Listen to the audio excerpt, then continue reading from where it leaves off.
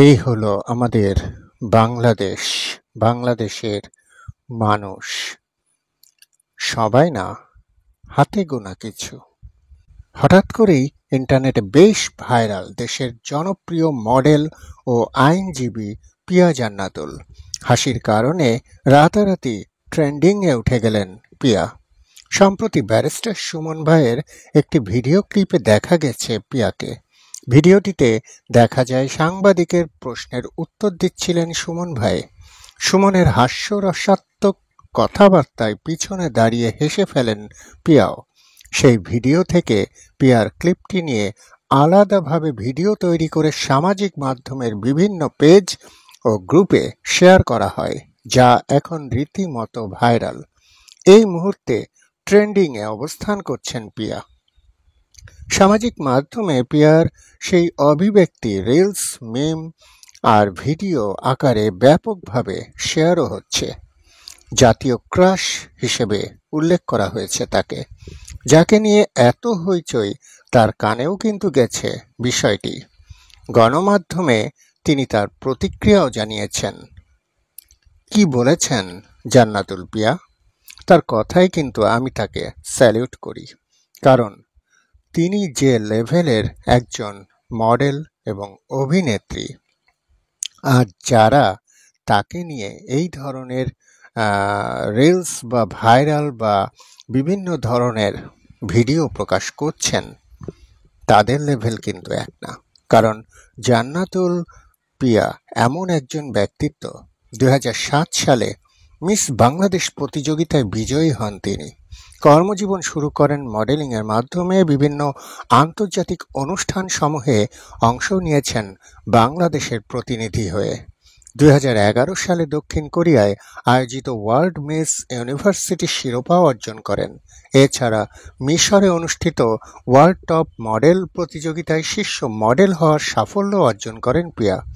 ২০১২ সালে চোরাবালি চলচ্চিত্রে অভিনয়ের মধ্য দিয়ে চলচ্চিত্রে জগতে পদার্পণ করেন তিনি।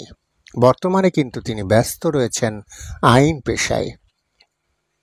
তো এই যে ভিডিও, এই যে রিলস, এই যে বিভিন্ন ধরনের শেয়ার, এগুলো নিয়ে পিয়ার অভিমত কি?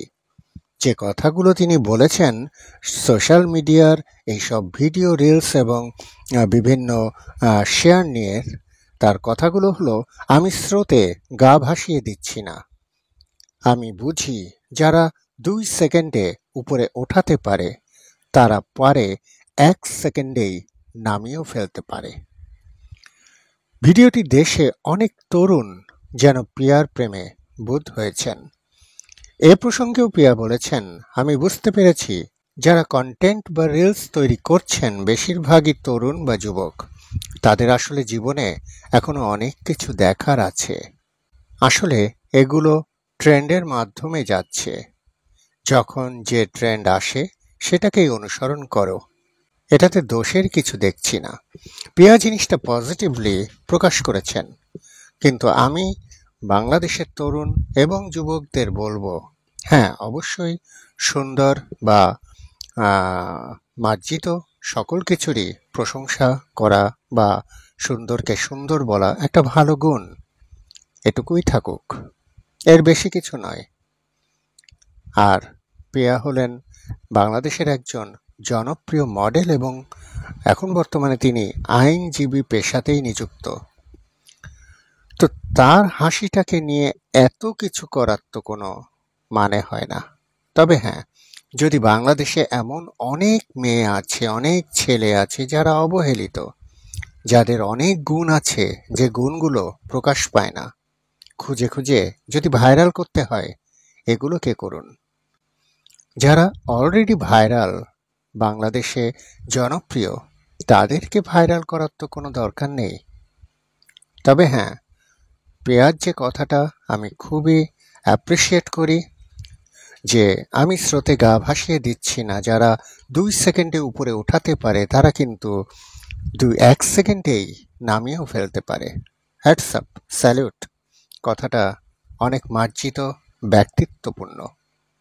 কথাটা আশা করি বাংলাদেশের সকলে মনে রাখবেন, যে আমরা বা আপনারা যারা এই ধরনের পোস্টকে নিয়ে ভাইরাল করি, লাফালাফি করি, তারা কিন্তু বোকা না, তারা কিন্তু বিষয়গুলো বোঝে। তো যুবক এবং তরুণ যারা এই কাজগুলো করেন তাদের উদ্দেশ্যে একটা কথাই বলবো, সময়টাকে মূল্যায়ন করুন। আপনারা যদি কেউ ছাত্র হন, পড়ালেখাটাকে মূল্যায়ন করুন এবং পড়ালেখার পাশাপাশি ভবিষ্যতে ইনোভেটিভ কিছু করার চিন্তা করুন। সময়কে কাজে লাগান, তাহলে দেশ এগিয়ে যাবে, দেশের জন্য কিছু করতে পারবেন। শুধু শুধু ফেসবুক ইউটিউবে ঘুরে ঘুরে খালি কিছু হাহা রিয়াক্ট আর ভালো কথা হোক মন্দ কথা হোক সব কথাই মন্তব্য করতেই হবে, এভাবে সময়টা নষ্ট করবেন না। ক্ষতিটা ইন দ্য লং রান আপনাদেরই। Thank you.